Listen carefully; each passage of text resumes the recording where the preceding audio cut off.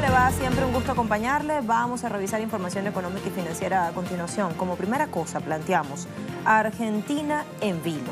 Miércoles decisivo para el tremendo auxilio financiero que ha solicitado Macri al Fondo Monetario Internacional. El directorio aprueba o no, y la empresa MSCI Morgan Stanley Capital International anuncia si reclasifica a Argentina como economía emergente. La corrida cambiaria pone en veremos esto último. Algo que nos dice cómo quiere despedirse Enrique Peña Nieto de la presidencia mexicana, qué quiere dejar en herencia. Firma decretos de suspensión de vedas o de restricciones absolutas en 300 cuencas hidrológicas, con lo cual da licencia a empresas privadas para extraer el vital líquido en estas cuencas. Y eso se traduce en una sola palabra: privatización. China, destino del 90% de las exportaciones de Corea del Norte, ratifica su respaldo al líder Kim Jong-un en una agenda bilateral que ha estado en desarrollo en las últimas horas. Y analizamos en nuestro expediente económico, se aproximan tiempos electorales para Brasil, momentos definitivos. ¿Qué certezas tenemos a este punto? ¿Cuán determinante será lo económico? Lo vamos a revisar. Comencemos.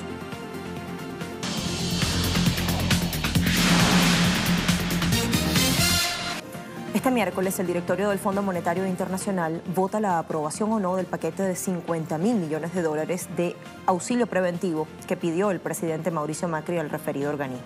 A partir del visto bueno, viene el desembolso de un tramo grueso de 15.000 millones de dólares. Adicionalmente, el Banco Interamericano de Desarrollo, el Banco Mundial y la Corporación Andina de Fomento aportarán 5.650 millones de dólares. En lo que tiene que ver con el Fondo Monetario, tenemos estos detalles. Macri ha dicho que el Fondo Monetario Internacional es el único camino posible para salir del estancamiento, aun cuando esas tres letras, FMI, recuerdan los más graves momentos de la dictadura y, peor todavía, los de comienzos de siglo presente, cuando estalló, con Fernando de la Rúa a la cabeza, una crisis socioeconómica colosal. Aún así, este miércoles es clave para el primer desembolso de este crédito stand-by por 15.000 millones de dólares. Si todo sale como espera, en total, hasta diciembre de 2019, cuando finalice su mandato, Mauricio Macri habrá recibido 29.600 millones. El resto, para completar los 50.000 millones, será la herencia que reciba el próximo gobierno. La entrega se habrá completado en 3 años, es decir, en 2021.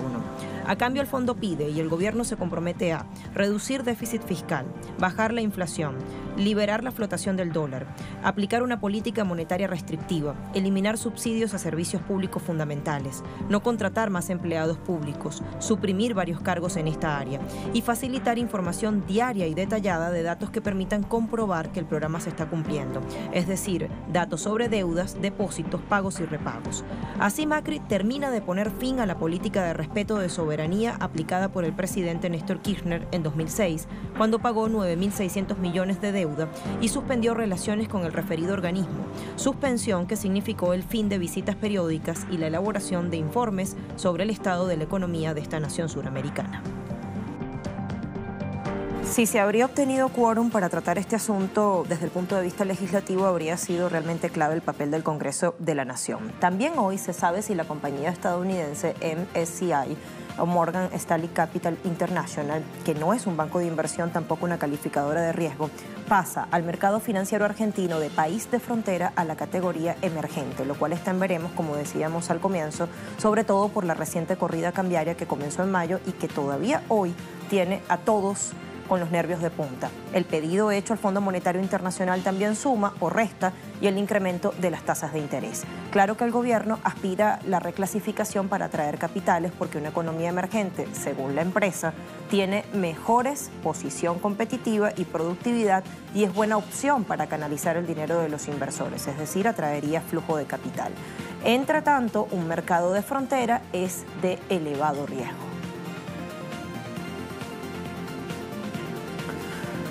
Bueno, así las cosas. Vamos a hablar de México. El presidente Enrique Peña Nieto, así parece a juzgar por las acciones, no le basta con dejarle en bandeja de plata a la estatal Pemex a las transnacionales petroleras. A pocos días de culminar el sexenio de su administración, remata otro recurso que resulta fundamental: agua dulce.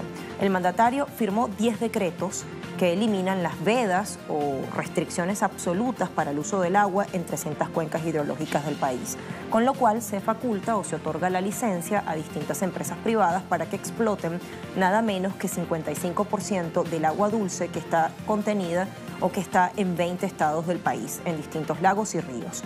Durante un periodo de 50 años, las empresas tendrán la posibilidad de extraer agua en estas 300 cuencas, de un total de 756 que existen en territorio mexicano. En términos concretos, Peña Nieto lo que está haciendo es suprimir todas las prohibiciones para permitir extraer este recurso fundamental con el argumento de establecer reservas hídricas para áreas naturales protegidas. Sin embargo, esta medida podría desviarse de su cauce y podría ser utilizada con fines lucrativos, como suele ocurrir, a través de la privatización del recurso o entregando concesiones de agua a compañías dedicadas a la extracción de minerales e hidrocarburos a partir de la técnica del fracking o de la fracturación. El presidente, claro que tiene facultad para hacerlo, pero a nadie le consultó semejante decisión, empezando por las comunidades indígenas que habitan en estas zonas donde están las cuencas referidas.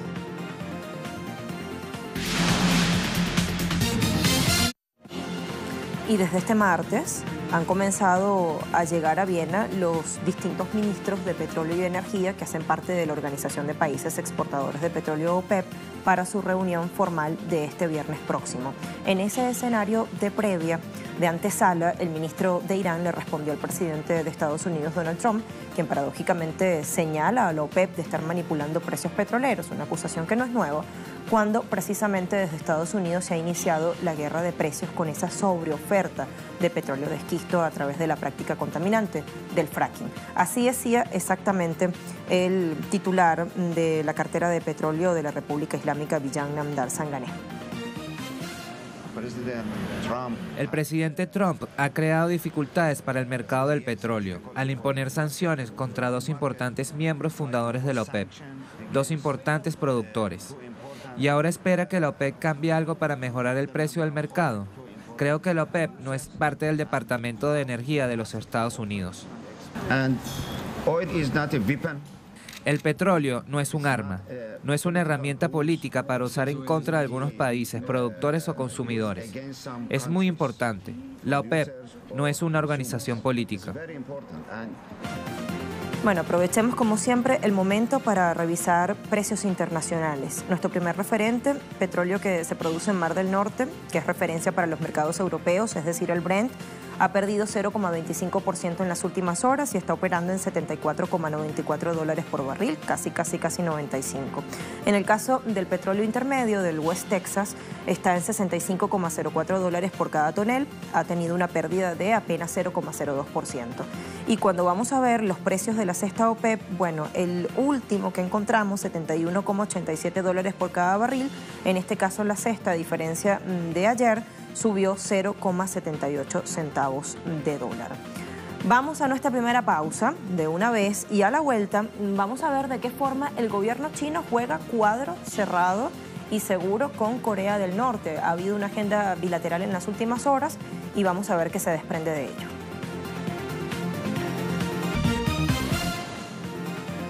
República Popular China ratifica su apoyo contundente a Corea del Norte durante la reciente visita que hizo a Beijing el líder de este país, Kim Jong-un. Tras la reunión que sostuvo el líder norcoreano con su homólogo chino Xi Jinping, el portavoz del Ministerio de Relaciones Exteriores del gigante asiático dijo que su gobierno apoya el desarrollo económico de Corea del Norte, el sustento de su gente, su camino de desarrollo socioproductivo que concuerda con sus condiciones nacionales en este nuevo futuro que se abre para la paz de la península coreana, ahora que han comenzado conversaciones importantes. La visita de Kim Jong-un es la tercera de este año a China y se produce después de la histórica cumbre con el presidente de Estados Unidos, Donald Trump, en Singapur, esto que se daba la semana pasada. China es el principal respaldo diplomático y económico de Corea del Norte, siendo el gigante del Asia el destino del 90% de su comercio exterior. Durante la reunión entre el presidente Xi Jinping y Kim Jong-un, Xi señaló que Corea del Norte tomó una gran decisión de cambiar el enfoque de su trabajo para construir su economía. El desarrollo de Corea del Norte, de la causa del socialismo, ha entrado en un nuevo periodo histórico. China apoya el desarrollo económico de Corea del Norte y la mejora del sustento de las personas, y ayuda a Corea del Norte a tomar un camino que se adapte a la situación del país. Y este asunto tan polémico que tiene que ver con los impuestos y los aranceles sigue dando verdaderamente de qué hablar, sobre todo puertas adentro en Europa. Esta vez, de momento, no tiene nada que ver con la guerra arancelaria entre la UE y Estados Unidos, sino más bien lo que se está presentando puertas adentro en el viejo continente. La Unión ordenó este miércoles a Luxemburgo recuperar 120 millones de euros otorgados bajo desgravaciones ilegales a la gigante energética de Francia, Engie. Las resoluciones fiscales emitidas por las autoridades luxemburguesas en 2008 y 2010 redujeron artificialmente la carga impositiva de Engie durante aproximadamente una década. Esto le dio a Engie una ventaja indebida. Nuestras normas comunes de ayuda estatal de la UE impiden a los Estados miembros otorgar beneficios fiscales injustos solo a compañías seleccionadas. Luxemburgo ahora debe recuperar 120 millones de euros en impuestos no pagados de Engie, más intereses, y Engie debe comenzar a pagar impuestos sobre sus ganancias en Luxemburgo como cualquier otra compañía. Ahora sí metemos a Estados Unidos en el juego.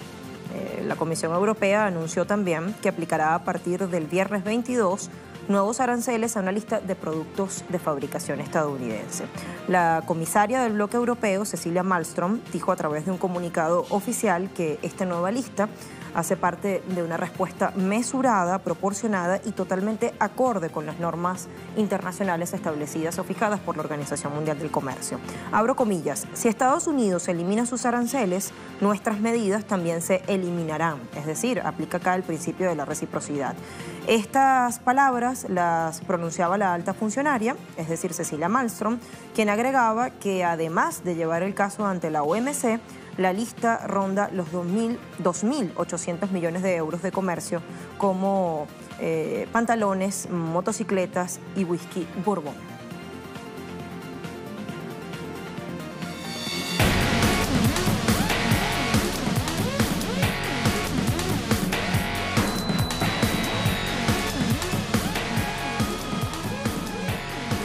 Nos ponemos en modo mundial Rusia 2018. Desde el punto de vista económico, los turistas usan activamente el nuevo sistema libre de impuestos durante esta magna cita mundial.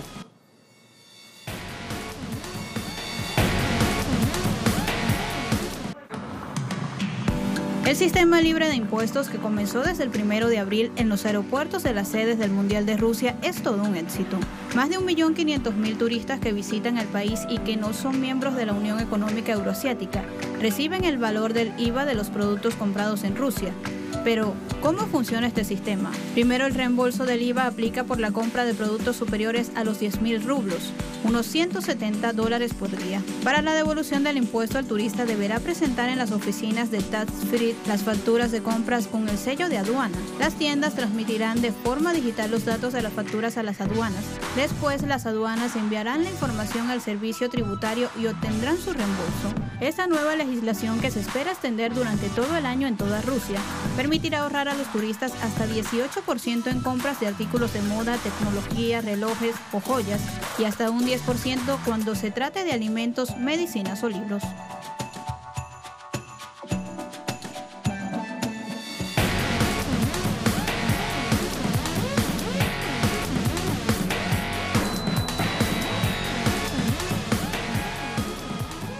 De eso va el sistema libre de impuestos en Rusia, que acoge a tantos turistas en este momento de Copa Mundial de Fútbol. Queremos también hablar de Brasil en clave electoral. Vamos a hacerlo en nuestro expediente económico. Me voy yendo hacia la mesita de análisis. Pequeña pausa que nos queda pendiente y volvemos con ello. ¿Qué certezas tenemos? ¿Qué tan determinante será lo económico en octubre cuando se celebren elecciones determinantes? Lo revisamos.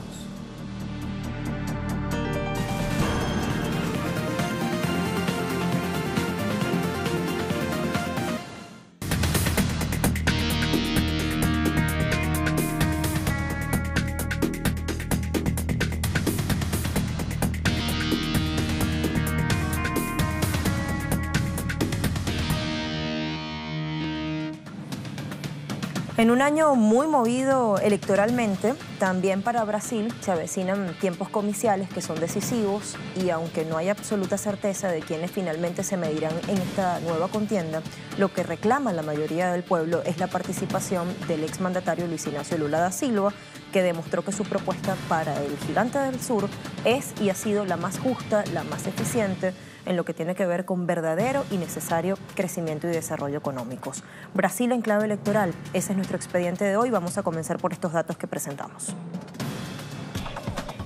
Durante los años de gobierno del Partido de los Trabajadores, los distintos programas sociales como Brasil sin miseria, la Bolsa Familia o el programa Hambre Cero garantizaron la salida de la extrema pobreza de 36 millones de brasileños. El PT supo utilizar al Estado a través del gasto y la inversión pública como la mejor arma para luchar contra la injusticia social. Pero con el golpe consumado contra Dilma Rousseff y Michel Temer en el ejercicio del poder, Brasil comenzó un tránsito acelerado hacia la profundización del modelo neoliberal. El déficit fiscal fue incrementándose.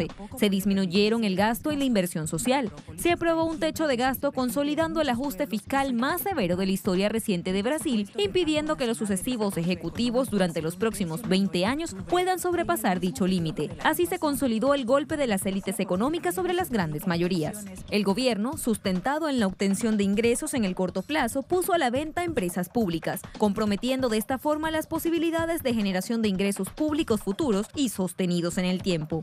El superplan privatizador de Temer, recogido en el programa de alianzas de inversión, tiene su foco en 57 servicios públicos. Destaca la venta de Eletrobras, la venta del 51% de Embraer a la estadounidense Boeing, la privatización de puertos y aeropuertos, la subasta de la Casa de la Moneda y también la subasta el próximo 28 de septiembre de los derechos para explotar 4 áreas petroleras en el codiciado bloque marino presal. Ingresos públicos que servirán al gobierno para maquillar las cuentas, pero que comprometen la soberanía económica de Brasil. Recortes y privatización. Ha sido la fórmula de Temer para tratar de librar una batalla por reinstalar en el gigante latinoamericano el modelo económico de austeridad social y entreguismo al capital extranjero que tanto recetan organismos internacionales como el Fondo Monetario Internacional. Pese a ello, el déficit primario brasileño sigue siendo uno de los más altos de la región suramericana. Según datos de la CEPAL, se ubicó en 1,7% del PIB en el año 2017. En cuanto a la deuda pública, Brasil está a la cabeza de todos los países de América Latina, alcanzando el 74% sobre el PIB en diciembre de 2017, mientras que la media de los países de la región se situó casi en la mitad, el 38,4%. En tanto que el ajuste recae sobre las grandes mayorías, pero crea a su vez grandes oportunidades de enriquecimiento a las oligarquías propietarias del gran capital. Según datos del Banco Mundial, los brasileños que viven por debajo del umbral de la pobreza pasaron de ser 2,5 millones en 2016 a 3,6 millones a finales de 2017. Otro punto que tenemos que adicionar. Si bien el año pasado la economía brasileña consiguió dejar atrás un profundo ciclo recesivo con un crecimiento de 1 punto porcentual después de 2 años consecutivos de caída de 3,6% del PIB, este año la recuperación ha sido muy lenta, en gran medida impactada por la falta de definición sobre el futuro político del país que busca superar todo este periodo convulsivo con crisis sucesivas. Además, habría que ver también ese crecimiento que se registró al cierre del año pasado, fue a costa de qué, sacrificando qué, afectando a quiénes.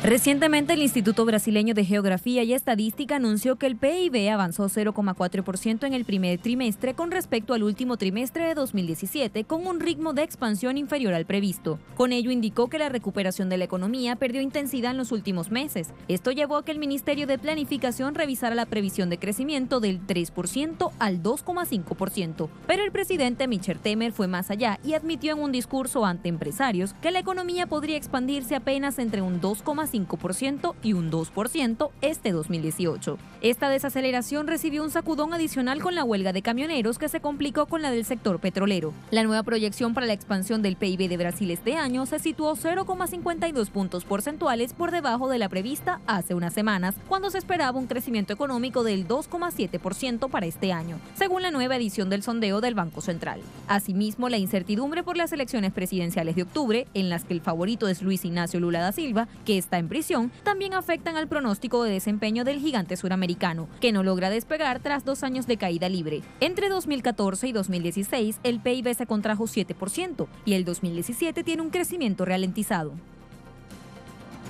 Ese contexto constituye el gran desafío de quienes se postulen definitivamente a la presidencia. Aún no hay certeza respecto a los nombres, lo decíamos, pero parece que todo dependerá de si Lula da Silva termina siendo admitido o no en este proceso comicial, es decir, su candidatura, toda vez que el Tribunal Electoral tome una posición en lo que respecta a su postulación el próximo mes de agosto, cuando toque formalizar esas aspiraciones o esas candidaturas electorales. Sumamos.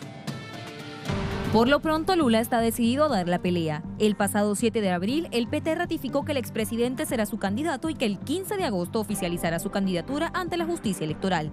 Lula continúa a la cabeza de todas las encuestas. Pese a su situación jurídica, los sondeos le adjudican cerca de un 30% de los votos.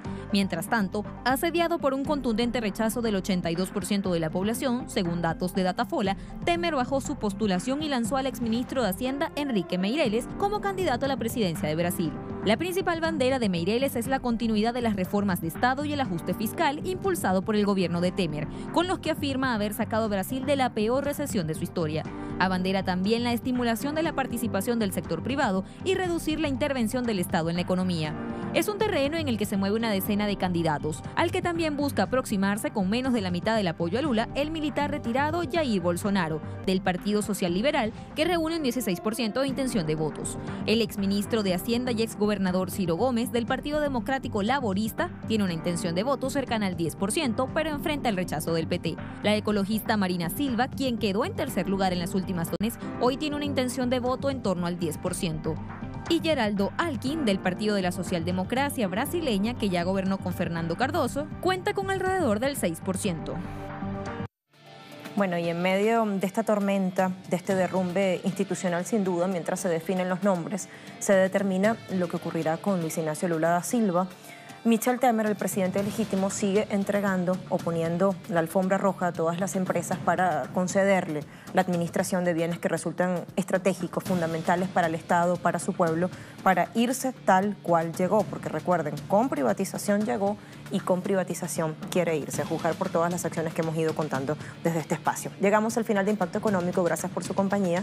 Nos vemos en una próxima.